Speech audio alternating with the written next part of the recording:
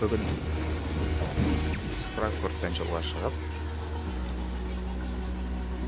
Тутлинген қаласының қасындағы кішкентай бір қалашыққа бара жатырмыз. Бүгінгі сапарымыз біздің пойызбен болады. Өйткені ең тиімдісі пойыз. Жылдамдығы, уақыты, күнтізбесі бойынша. Ал егер де өзіңіздің қаражаттарыңызды үнемдейтін болсаңыздар, онда мүмкіндігінше BlaBlaCar сервисін пайдаланғандарыңыз дұрыс. Өйткені мына пойыздың билеті 75 евро болатын болса, BlaBlaCar сервисінде сіз 20-25, ары кетсе 30 евроға жете аласыздар сол жерге. Айырмашылығы жермен көктей десек те болады. Біз қазір пойыздың ішінде кетіп бара жатырмыз. Жылдамдығы шамамен 100 мильге жақын. Бұл жақта километрмен жүреді. 160-180 км сағатқа жақын. Өте жылдам жүреді. Күн ыстық. Бүгін маусымның 3-і. Дегенмен мына жерде өте салқын. Ал мен велосипедтер қоятын бөлігінде отырмын. Мына жерде тек велосипедтер ғана. Қазір жан-жағымда бейнеге түсіріп, осын видеоның ішіне салып қоямын. Ал өздеріңіздің пікірлеріңіз болатын болса, немесе видеоның форматы басқаша болу керек, тартымды мына жақ болады деген сияқты ойларыңыз болатын болса, астына жазыңыздар. Соған байланысты видеоның бағыты өзгереді. Және ұнайды, ұнамайды, сіздердің өздеріңіздің лайк немесе лайк еместеріңізді білдірсеңіздер болады. Рахмет. Назарларыңызға.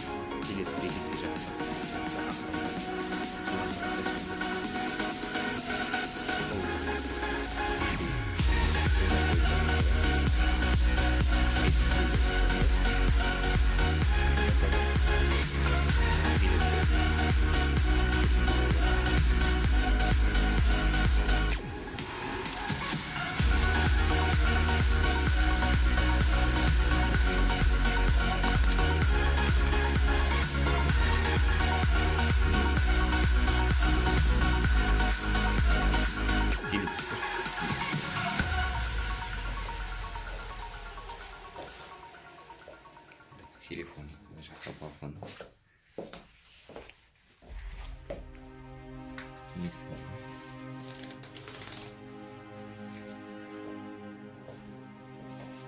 Шетін өте қызық жасаған.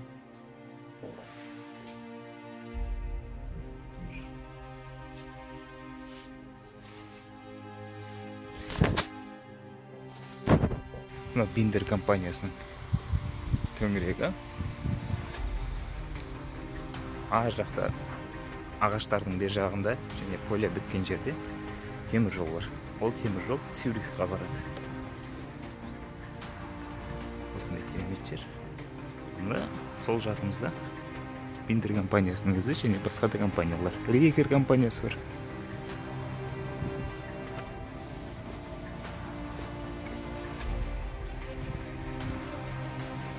Және Моринген. Биндер компаниясы. Мұнда Қазақстаннан келген немістер де бар. Олар Есік және Қаскелең жақтан келгендер.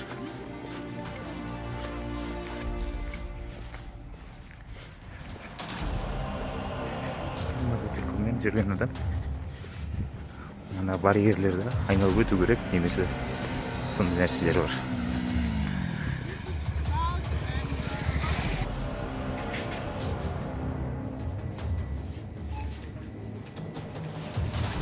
Деген маркет.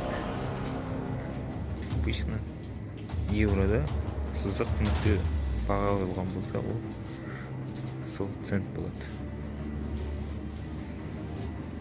Кофенің түрлері өте көп.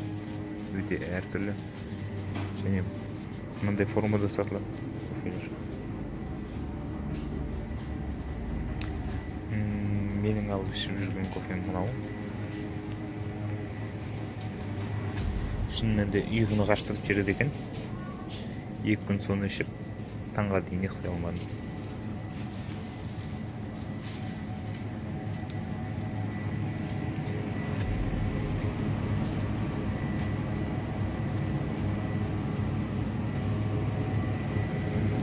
Бағалары өте кейбіреулері жақсы, және сапасы өте күшті.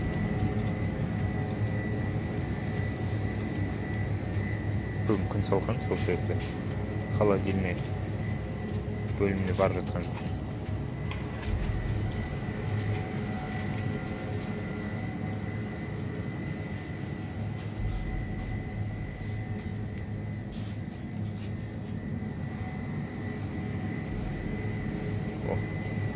Nice кофе дейді.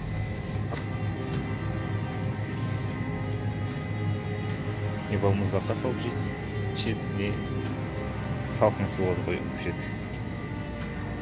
Феррисінің түрлері көрініп тұрған шығар.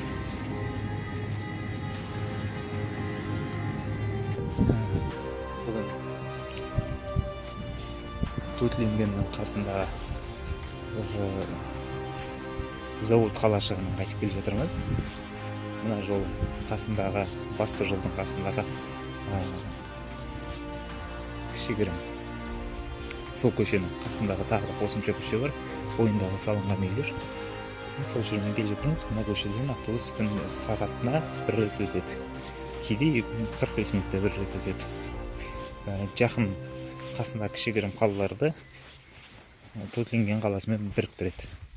Олар міндетті түрде сағат кестесі бойынша жүреді, өздерінің кестелері бар. Адам бар, жоқ, олысына қарамайды. Өйткені мұндағы төлеу жүйесі басқаша. Мәселен, сіз карточкамен толтырып жүресіз, немесе арнайы құжатыңыз болады, сізді тегін жүруге болады. Қала ішінде, немесе округтан, немесе мемлекеттің ішінде. Егер студенттік оқушы бағдарламасымен болатын болса, онда ол карточкамен сіз кез келген жерге жүре аласыз, бара аласыз.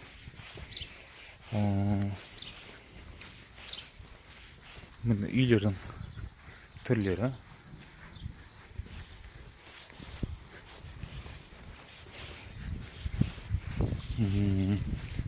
Жұмыс бұл жерде жалпы Германияда таңғы сағат 8-ден кешкі сағат 5-ге дейін болады. Көп жағдайда 4:30-да да босап жатады, кейде 5:30-да. Түскі бекітілген уақытына байланысты. Мәселен, мына жер дискілерді сатумен айналысады.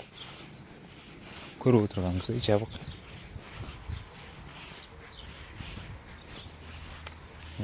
Алдымызда қазір қарама-қарсы бағытта автобус келе жатыр.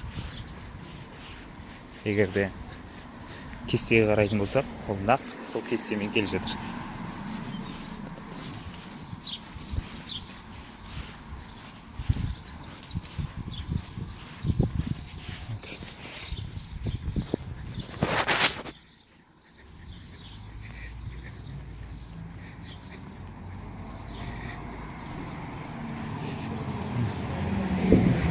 Сағат 4:15 кетті.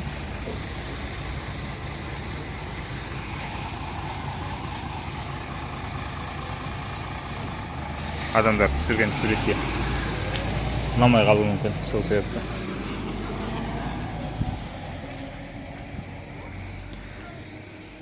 Жұмыс күні сағат 4:15-те дейді. Міне 4:12-де келіп, 23-те кетеді. 7-ші автобус болатын.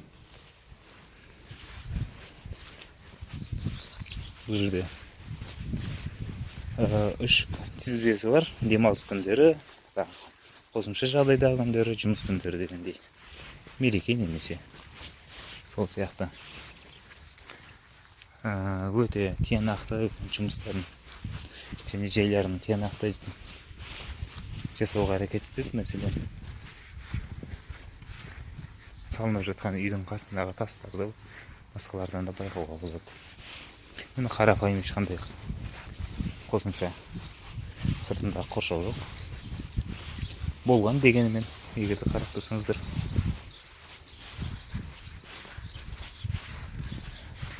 Сонымен қатар күн панелін, яғни күннен қуат алатын көздер панелін қондыру біраз қолға алынған. Арзан зат емес ол, бірақ дегенмен өзінің өнімділігін береді. Егерде көп ұзақ уақытта үлкен көлемде пайдаланатын болсаңыздар, онда тіпті керемет дүниелердің бірі. Басты жоланда төмен жақта, және соның ар жағында Дунай ағып жатыр.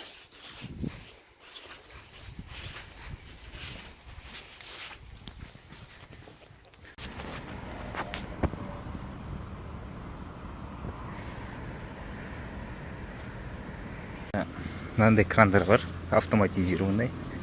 Бұның ішіне немесе үстіне отырмайды.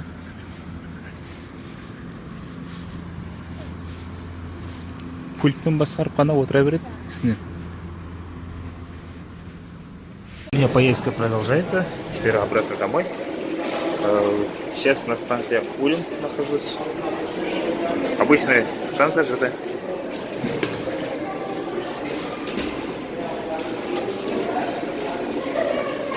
И есть вот такой интересный транспортер.